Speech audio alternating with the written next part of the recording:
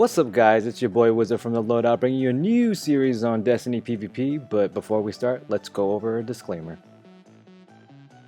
By no means am I an expert in Destiny PvP. I am not sweaty or claim to be great at the game. However, I've studied and played Destiny for hours in order to improve and remain relevant. Here are some tips in order to improve and keep the game fun for you.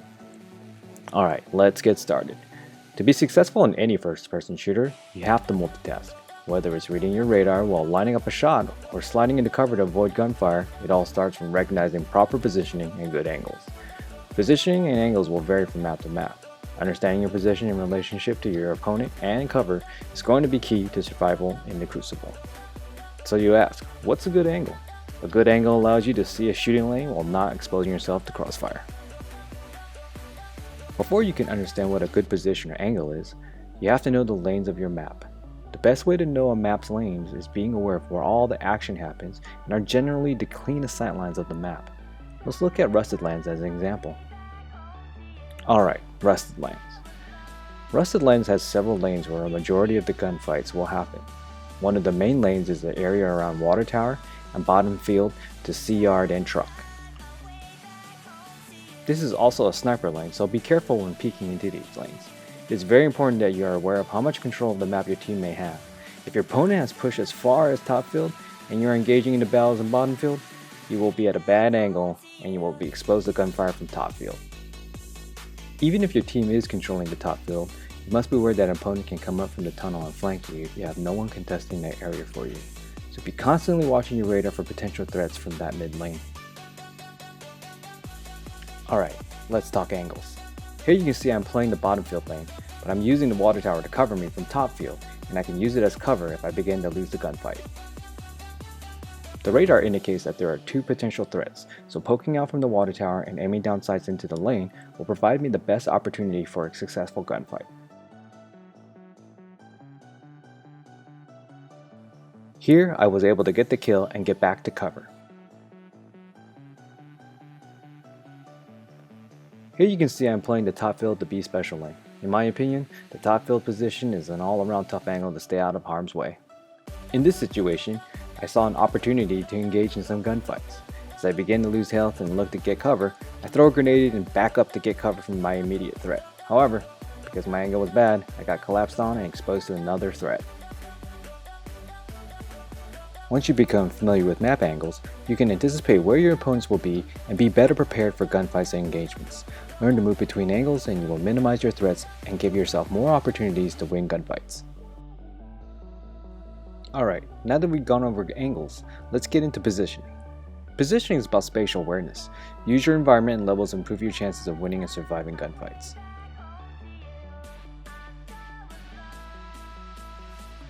The best way to win gunfights is to gain better position.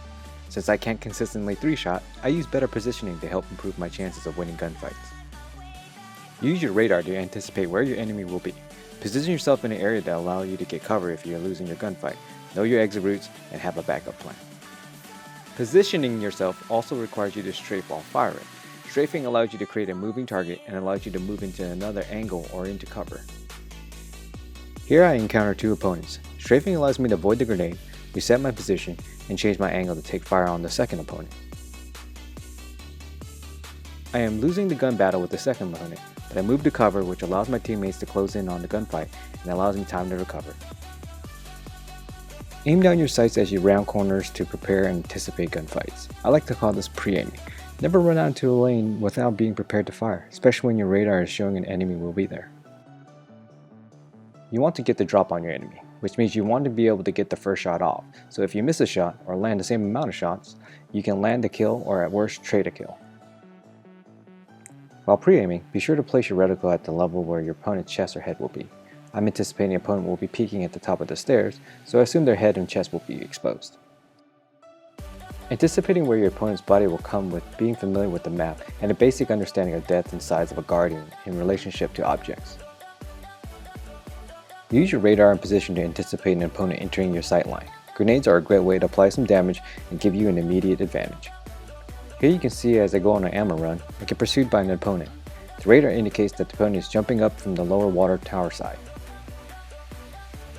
Recognizing that I am being chased, I run to a position that allows me to pre-aim and gain an advantage. I hit my opponent with a lightning grenade as they enter my sight line, which allows me to kill them quickly.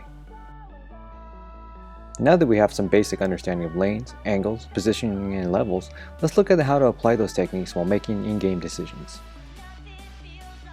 When engaging in gunfights, be careful not to drift too far and place yourself in bad position.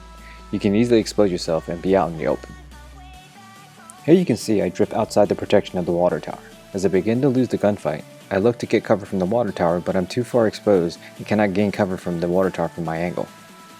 My best chance was to move towards low special and see off my opponent's angle, but instead I left myself exposed and tried to run behind water tower, which got me killed. Let's go over when to stay in gunfights and when to retreat. When you are playing a lane and positioned by cover, be prepared to move back into cover when you are absolutely losing a gunfight or you discover an opponent hard scoping a lane with a sniper rifle. Knowing when to fight or retreat will depend on your position, your angle, and whether you are winning the fight. While retreating, be prepared to find a new angle and position. Your opponent will likely pursue you to finish the kill. Here you can see I initially reset my angle and prepare myself for a gunfight straight on. I make sure I am in position to move back to the stairs if I need to retreat. I miss my quick scope and immediately start losing the gunfight, so I back up to the stairs and place a grenade in my opponent's attack line. The grenade was able to hit them, and it gives me the advantage as they round the corner since I'm already pre-aiming. Selecting an angle when retreating will depend on your situation. If you take an angle to recover your health and shields, the angle must be completely out of view. Here I am severely injured from a grenade, and I can see my opponent is jumping up to pursue. Instead of retreating to recover, I chose to engage and I lose the gunfight. In hindsight, the better play would have been to take an angle to recover and reset my angle while my teammate engaged in the gunfight. The proper angle would have been to take the right path in order to cut off my opponent's sightline and push his focus to my teammate. I would have been able to recover, circle around the wall, and re-engage.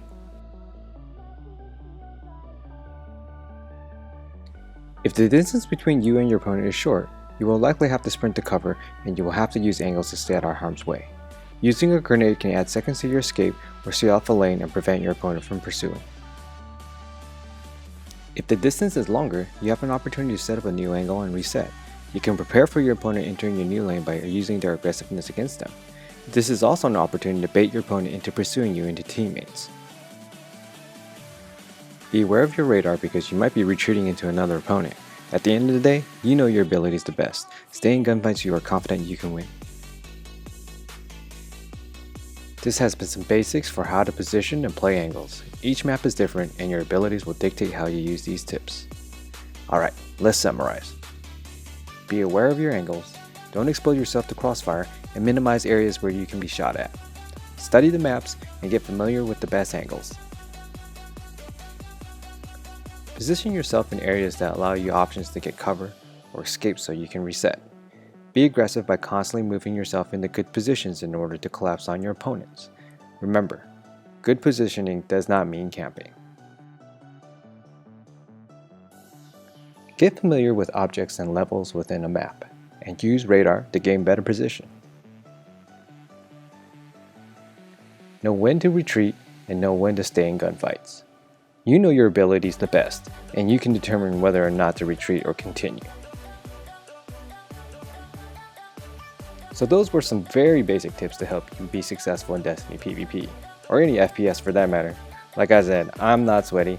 I'm only providing you a perspective of someone who has been able to enjoy Destiny PvP by studying the game and practicing. So if you're like me and you can't rely on natural skill alone, I hope you find this helpful. Hey guys, thanks for watching, and please give us a like if you found this useful. Subscribe to the channel for our latest videos, and look out for episode 2 coming soon. Also, don't forget to watch or listen to our live or audio podcasts. Find the links in the description. Thanks for the support, and we'll see you soon.